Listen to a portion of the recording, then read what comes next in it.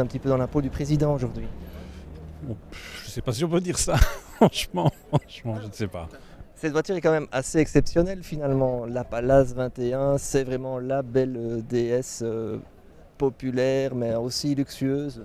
Mais c'est surtout la couleur noire et le modèle Palace qui représentent un peu l'image populaire de la belle DS, quoi, en fait, c'est ça, hein, c'est l'image des véhicules présidentiels. Voilà.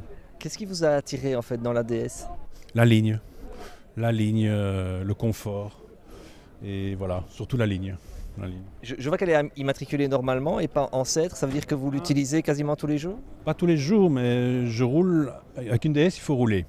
C'est très important, une DS ne doit pas rester au garage, il faut en profiter, il faut avoir du plaisir. Et elle demande ça, elle demande de rouler avec pour que tout se passe bien dans le véhicule en fait. Donc je roule quotidiennement avec, oui, tout à fait. Et c'est une voiture qui est encore tout à fait adaptée à la circulation actuelle?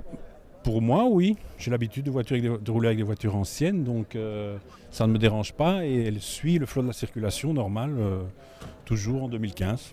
Pas de problème.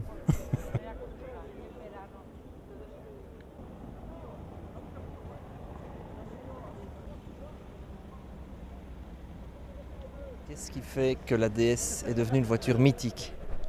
La DS, quand elle a été présentée pour la première fois en 1955 à Paris, était tout de suite une révolution. Pourquoi? Parce que c'est une voiture qui était vraiment nouvelle, c'était du jamais vu, rien que son design.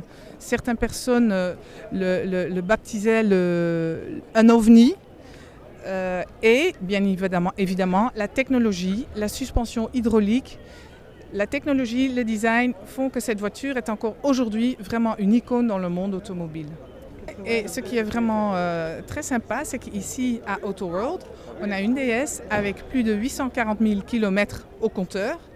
Premier moteur, premier propriétaire, donc ça montre que la voiture, elle fonctionne à merveille, mais il faut bien évidemment aussi des amateurs qui la chouchoutent.